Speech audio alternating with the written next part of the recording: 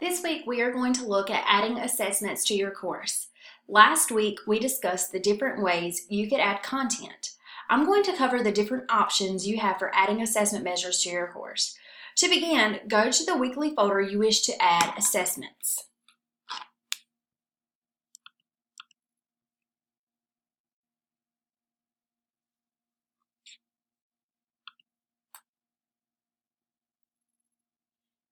If you hover over the Assessments button at the top, you'll be able to see a list of options for different assessment types. You can also hover over the Tools button to see additional assessment options. Let's begin with creating a test or quiz.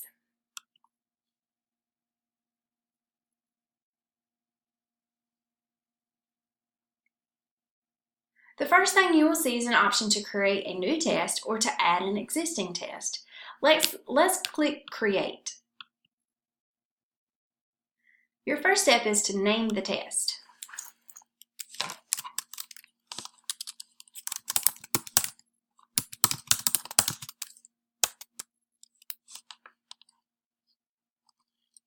You can add a description if you'd like, but most importantly, be sure to include your instructions with deadlines and time limits. For example, you could type something like, please complete this multiple choice test by Sunday at noon. Be sure to choose the best answer. You can click Submit. This takes you to your test canvas. This is the place where you can create questions, reuse questions, or upload questions. If you hover over Create Question, you can choose the type of question you wish to create. Let's do a standard type question like the multiple choice question.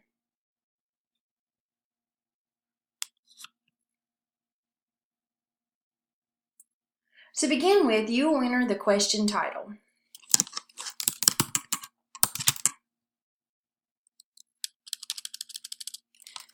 For example, I will type in Chapter 2, Question 1. Then you will ask the question in this box.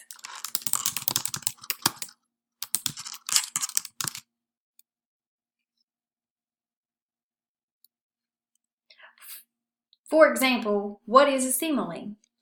Then you will choose your answer numbering. I tend to like the capital ABC order. You can also choose the orientation. I tend to choose the vertical orientation rather than the horizontal. This is how your answers will be laid out. If you'd like to allow partial credit, you can. You can click this box to randomize your answers.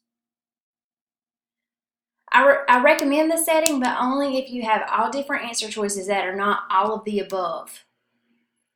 Next, you type in the answers into each answer spot.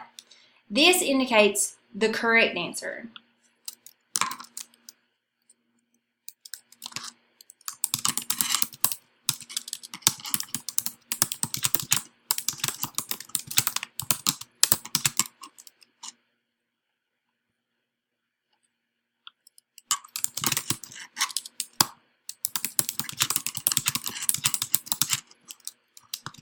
As you can see, answer 2 is the correct answer, so I'm going to mark the little circle box. And I don't need these other answer choices, so I can click Remove.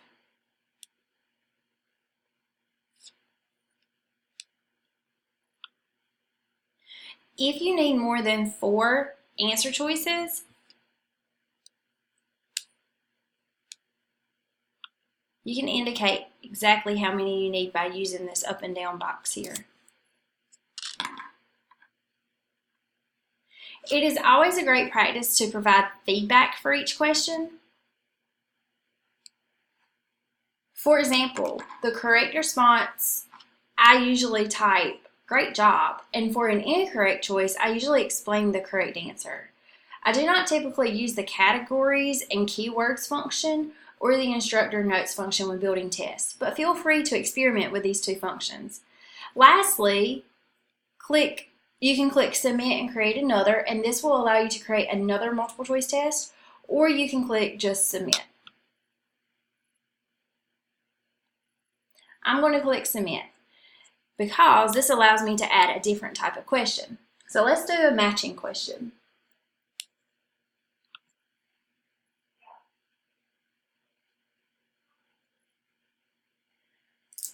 Again, you're going to want to enter in your title.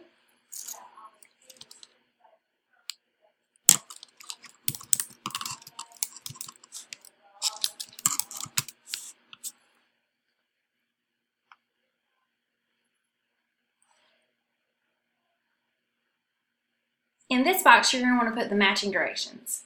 Then you can enter in your options. I usually don't allow for partial credit, but that's completely up to you. Then you can go in and start setting up your matches. These are laid out in pairs. Thus, you put the question in the first box and the correct and matching answer in the next box. In the answer order,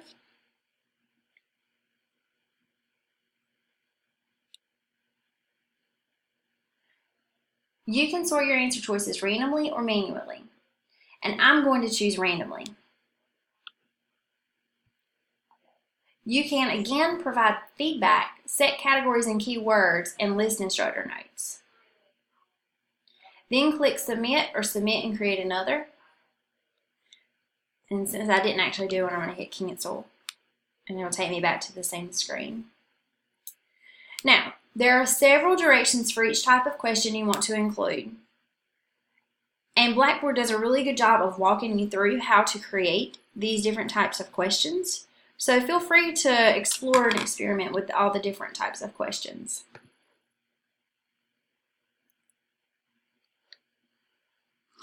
From here, you can click OK at the bottom of the screen.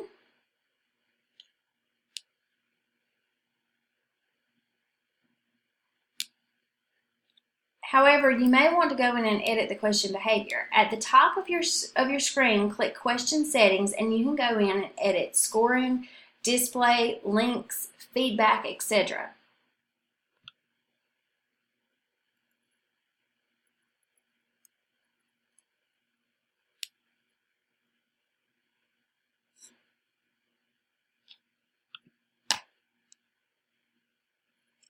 You can also edit your test settings from here if you click on the arrow down button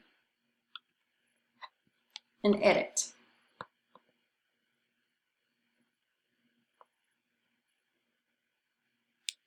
This takes you to the first page we came to when we started building the test.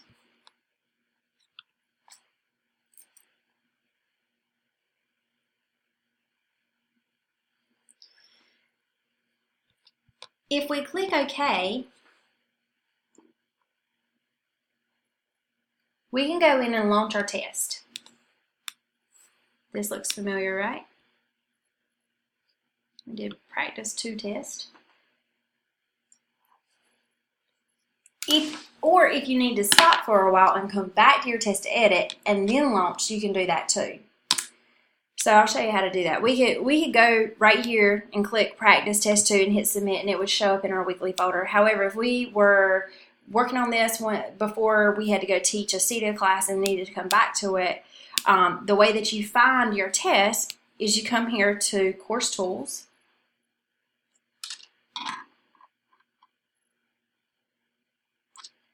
Then Tests, Surveys, and Polls.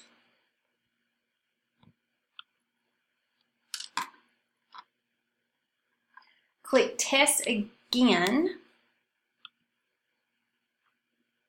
and you come to a page where all of your tests are housed.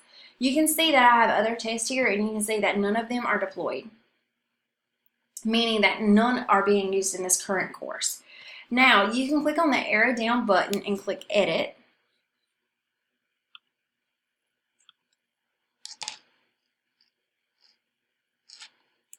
This will allow you to go back in and edit your test.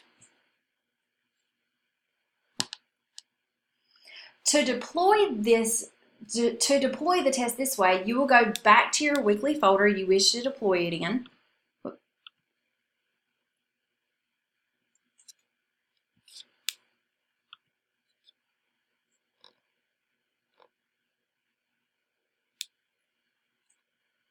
Again, I'm going to hover over assessment and choose test. And now my test is in the existing test box.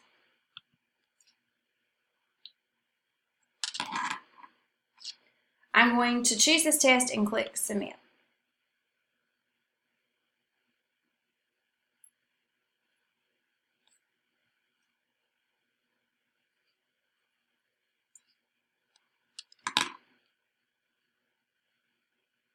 When I do, I fill in the information. I can add a description to the link, which I highly recommend. I make the link available by choosing yes.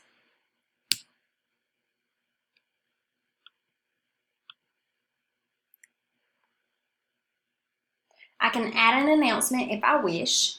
I can allow more than one attempt. I can force the completion of the test. And I can also set a timer, which I do recommend. Importantly, I can set dates that this test will be available and displayed. I can set a password to access the test. I can give this test to one group of students while I give another one to another group of students. And very importantly, I can set the due date, and I can check this box if I don't want students to have the opportunity to take this test after the due date.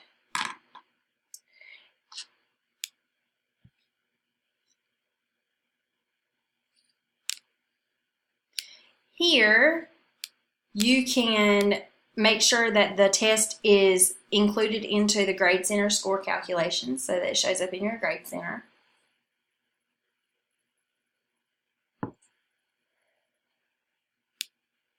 I will go over self-assessments in a few minutes, and we will talk about how to make sure they don't appear in the Grade Center, as self-assessments are no to low stakes assignments. Here, I can give students the option for seeing the answers when they submit the test. You can also set the test presentation. I typically like for students to see the whole test at once. However, this is up to you. You can randomize your questions here, and then you can click submit.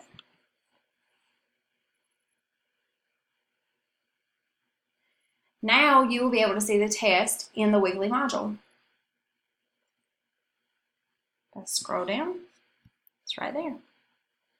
From here, you can edit the test or the test settings by just simply clicking this, and go to edit the test or edit the test options. So edit the test would allow you to actually go in and rework some of the questions. Edit the test options is exactly what it says, editing those options that we just set. All right. One of the most commonly used assessments is the assignment tool.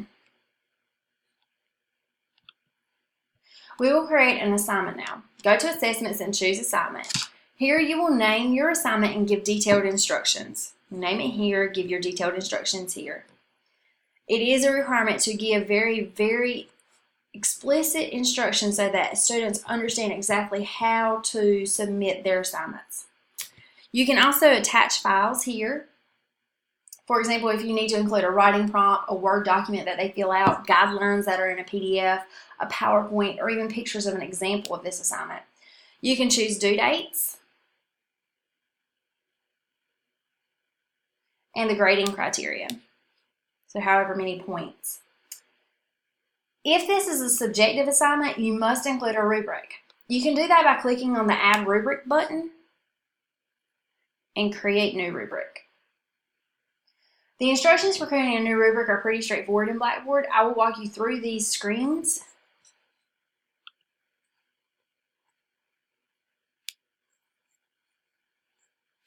You name your rubric, you give it a description, and then this is where you can set the weighting and the percentage, and you can put in, you can change these to be whatever you want, and then you can go in and define your different levels.